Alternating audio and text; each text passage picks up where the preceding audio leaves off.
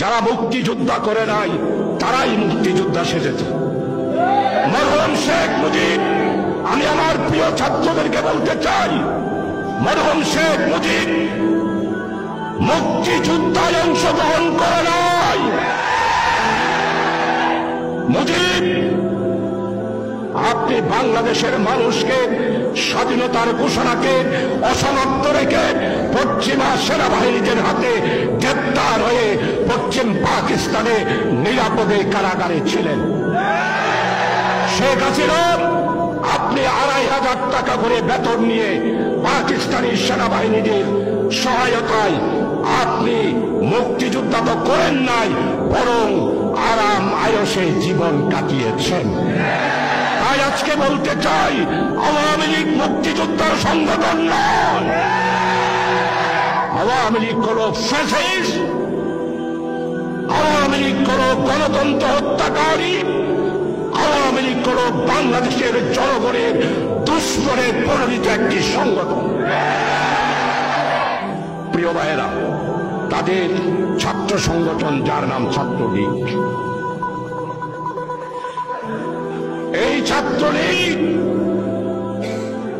1997 সালে জাহাঙ্গীরনগর বিশ্ববিদ্যালয়ের দর্শনের সেঞ্চুরি উপাধি পেয়েছিল এই ছাত্রলীগ। আজকে স্পষ্ট বলতে চাই, ছাত্রলীগ শিক্ষা প্রতিষ্ঠানের সংগঠন করার কোন অধিকার নেই। কারণ এই ছাত্রলীগ বৈষম্য বিরোধী ছাত্র আন্দোলনের ছাত্র জনতার উপর ঢাকা বিশ্ববিদ্যালয়ে গুলি চালিয়েছে, চট্টগ্রামের মুরাদপুরে গুলি চালিয়েছে, নিউ মার্কেটে গুলি চালিয়েছে, বর্ষাঘাটে গুলি চালিয়েছে, নতুন ব্রিজে গুলি চালিয়েছে, লালহান বাজারে গুলি চালিয়েছে। তাই বলতে চাই, চট্টগ্রামে ছাত্রলীগের স্থান হবে না। ছাত্রলীগ এইখানে সংগঠন করতে পারে।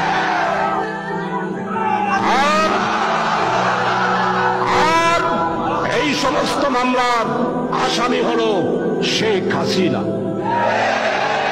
শেখ হাসিনা, আপনি আমাদের নেতারা পালাইলাম, এই দেশ গোলাম আজমের বাংলাদেশ, এই দেশ মাওলানা মতিউর রহমান নিজামীর বাংলাদেশ, এই দেশ আলী হাসান মোহাম্মদ মুজাহিদের বাংলাদেশ।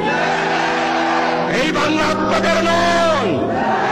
আপনারা বাংলাকে হিন্দুস্তানের করব রাজ্যে পরিণত করার ষড়যন্ত্র করেছিলেন, আর এই ষড়যন্ত্র রুখিয়ে দিয়েছে বৈষম্য বিরোধী ছাত্র আন্দোলনের ছাত্র জনতারা। এই ষড়যন্ত্র রুখে দিয়েছে। প্রিয় ভাইয়েরা, 18টি বছর বেনজির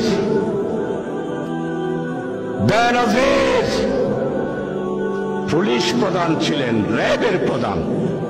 দেইতে হন্ড জেলায় সেট হতো, গাল হতো। কি বলল? ছাত্র শিবির মিছিল করলে দেখামাত্র গুলি। এখন আসো না, একটু দেখামাত্র গুলির জন্য আসো। আমরা প্রতিশোধ নিই না, আমরা প্রতিহিংসা করি না। ছাত্র শিবির যদি প্রতিশোধ নিতে চাইতো, 1 মিনিটের জন্য এই ফ্যাসিস্ট আওয়ামী লীগ পুলিশ বাহিনী রাজপথে নামতে পারত না।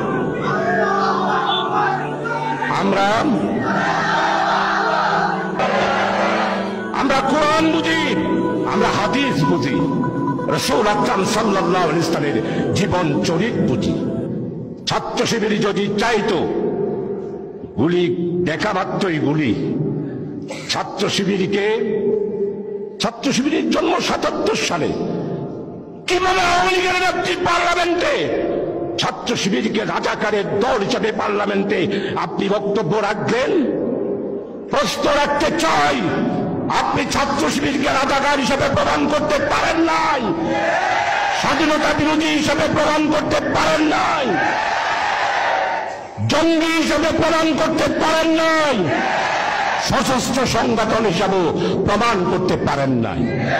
তাই 1 আগস্টে আপনি ছাত্র শিবিরকে জামাতের সাথে সম্পৃক্ত করে নিষিদ্ধ ঘোষণা করলেন। করলেন কি? সন্ত্রাস দমন আইনে 18(1) ধারায় ছাত্র শিবিরকে নিষিদ্ধ করা হলো। করলো কে? স্বরাষ্ট্রমন্ত্রী আসাদুজ্জামান কামাল। 1 তারিখ গেল, 2 তারিখ গেল, 3 তারিখ গেল, 4 তারিখ গেল, 5 তারিখ। 1 তারিখ 4:30টায় নিষিদ্ধ করলো, আর 5 তারিখ 4:30টায়, পৌনে 5টার সময় শেখের বেটি শেখ হাসিনা বাংলাদেশ থেকে চুলের মতো পালায়া ইন্ডিয়াতে চলে যেতে হলো। এটাই হলো ছাত্র শিবিরের কারামত। এটাতেই প্রমাণ করে ছাত্র শিবির আল্লাহর দল। এটাতেই প্রমাণ করে ছাত্র শিবিরকে আল্লাহ ভালোবাসেন। ছাত্র শিবিরের প্রত্যেকটা নেতা কর্মীকে নিরাপত্তার চাদর দিয়ে আল্লাহ তাআলা হেফাজত করেন।